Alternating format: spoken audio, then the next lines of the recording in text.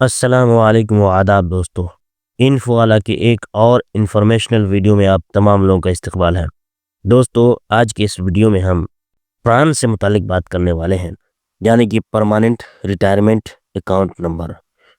प्राण क्या होता है, प्राण कार्ड क्या होता है, प्राण कैसे जनरेट होता है, प्राण की क्या ज़रूरत है, किस किस तरह का प्राण होता है, इन सारी सवालों पर हम आज चर्चा करेंगे और इन पॉइंट्स को आज इस वीडियो में देखने वाले हैं।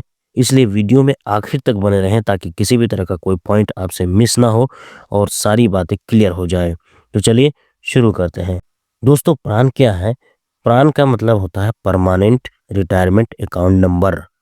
ये एक 12 अंकीय यूनिक पहचान संख्या होता है। जिस तरह की आधार का एक यूनिक पहचान संख्या होता है, पैन का एक यूनिक पहचान संख्या होता है, उसी तरह जो है परमानेंट रिटायरमेंट अकाउंट नंबर भी एक जो है 12 नंबर का यूनिक पहचान संख्या है, जो भारत सरकार द्वारा नेशनल पेंशन स्कीम एनपीएस में जिसका अकाउंट खुलता है उसके लिए उसे प्रोवाइड किया जाता है और उसे दिया जाता है। इसका मुख्य उद्देश्य नागरिकों की सेवानिवृत्ति के बाद वित्तीय सुरक्षा प्रदान करना है।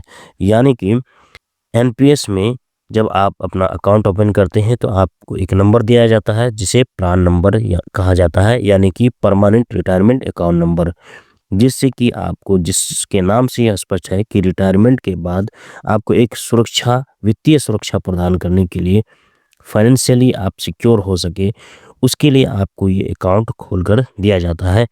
दोस्तों, प्राण का इस्तेमाल क्या है, इसका इस्तेमाल क्या है, क्या इसका यूज़ है, क्या फ़ायदा है?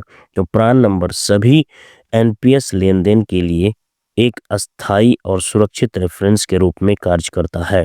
यानी एक परमानेंट नंबर है जो कि एनपीएस जिनका भी है उनके लिए एक सेफ रेफरेंस के तौर पर ये काम करता है। इसका जो मैनेजमेंट जो मैनेज करता है वो है सेंट्रल रिकॉर्ड कीपिंग एजेंसी, यानी कि सीआरए प्राण के रिकॉर्ड को मैनेज करती है। तो यूज आपको समझ में आ गया होगा कि एनपीएस में जिसका भी खाता होता है उनके जो है सुरक्षा के लिए, यानी फाइनेंशियली सिक्योर करने के लिए जो है इसका इस्तेमाल होता है, ताकि रिटायरमेंट के बाद उसे किसी भी तरह की फाइनेंशियली प्रॉब्लम ना हो। प्राण कार्ड क्या है? व्हाट इज प्राण कार्ड? एक बार जब किसी एनपीएस धारक को प्राण नंबर आवंटित कर दिया जाता है, यानी जब आपको एक बार प्राण नंबर किसी को मिल जाता है तो उसके पास अपनी विशिष्ट पहचान के प्रमाण के रूप में एक फिजिकल प्राण कार्ड प्राप्त करने का विकल्प होता है। जिस तरह से फिजिकल पैन कार्ड होता है, फिजिकल आधार कार्ड होता है, उसी तरह से आप जो है एक फिजिकल प्राण कार्ड भी प्राप्त कर सकते हैं, जिससे आप तमाम आपके जितने भी ट्रांजैक्शंस हैं उसको आप मॉनिटर कर सकते हैं। ये प्राण कार्ड ग्राहक के पूरे जीवन काल के लिए होता है।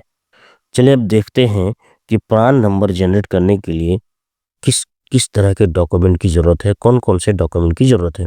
दोस्तों, प्राण का जो है दो तरह का यूज़र होता है। एक तो इंडिविजुअल यूज़र ऐसा होता है जो कि कोई नौकरी में नहीं होता है, लेकिन एक है जो कि गवर्नमेंट नौकरी में होता है या प्राइवेट नौकरी में होता है। तो एक यहाँ मैं गवर्नमेंट नौकरी को लेकर चलता हूँ, ठीक है। तो दो तरह के यूज़र होते हैं। तो यहाँ पे जो भी डॉक्यूमेंट्स दिया गया है ये गवर्नमेंट एम्प्लॉय के लिए दिया गया है। इसमें से कुछ डॉक्यूमेंट ऐसे हैं जो इंडिविजुअल अगर आप प्राण जनरेट करते हैं तो उसमें आपको दरकार नहीं है। तो सबसे पहला क्या है कि आपको आधार कार्ड चाहिए, पैन कार्ड चाहिए, बैंक का पासबुक या फिर कैंसिल चेक, दोनों में से कोई एक।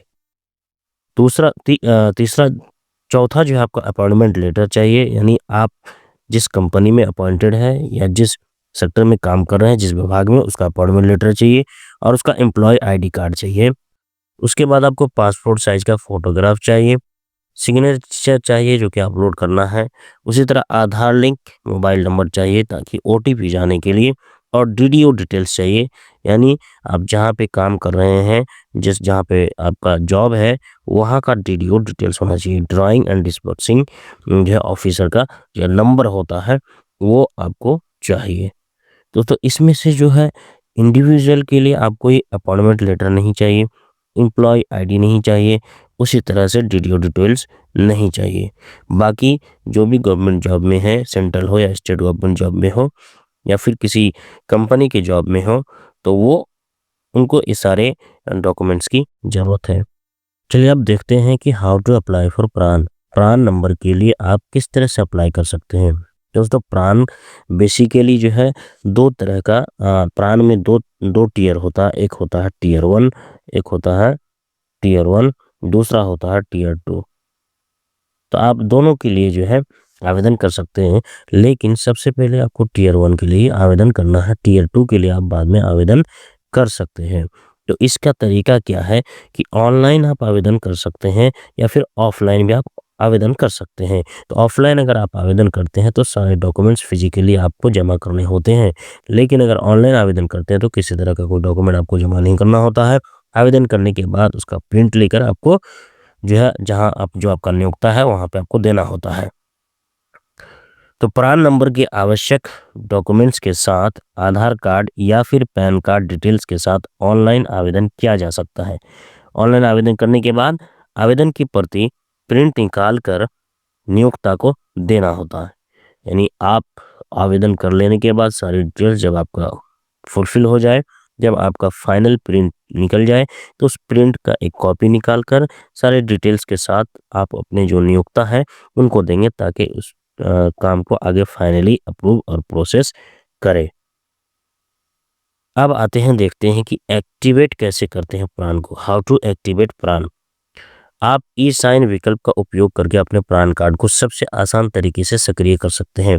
यानी जब आपका प्रान जनरेट हो जाएगा तो आपको उस को ट्रैक करने के लिए आपको जो है प्रान नंबर से और ओटीपी के माध्यम से आप लॉगिन करके आप अपने डिटेल्स को जो है रिकॉर्ड को मेंटेन कर सकते हैं, देख सकते हैं। वहीं पे आप ई साइन के माध्यम से जो है अपना प्रान कार्ड को जो है एक्टिवेट भी कर सकते हैं। आधार का उपयोग करके बनाए गए प्रान कार्ड के मामले में आपके पास निम्नलिखित को लागू करके दस्तावेज पर ई हस्ताक्षर करने का विकल्प आएगा। यानी आधार कार्ड के माध्यम से जो आप ई हस्ताक्षर आपका होगा और प्रान एक्टिवेट होगा।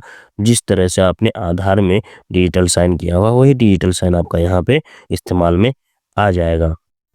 उम्मीद है दोस्तों आपको हमारा ये वीडियो पसंद आया होगा। वीडियो पसंद आया तो इसे लाइक करें, शेयर करें और चैनल को अभी तक सब्सक्राइब नहीं किए हैं तो चैनल को सब्सक्राइब जरूर कर ले। और अगर प्राण से संबंधित किसी तरह का कोई सवाल हो तो कमेंट बॉक्स में जरूर लिखें।